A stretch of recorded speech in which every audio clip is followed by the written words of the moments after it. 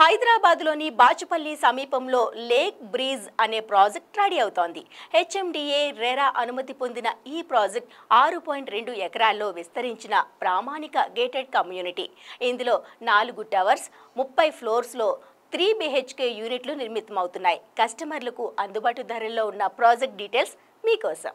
4 towers 4 cellar stilt 30 floors తో ready అయిన ఈ లేక్ బ్రీజ్ గేటెడ్ కమ్యూనిటీలో ప్రస్తుతం 1768 స్క్వేర్ ఫీట్స్ 2432 స్క్వేర్ ఫీట్లలో ఈస్ట్ వెస్ట్ ఫేసింగ్ యూనిట్స్ మాత్రమే అందుబాటులో ఉన్నాయి.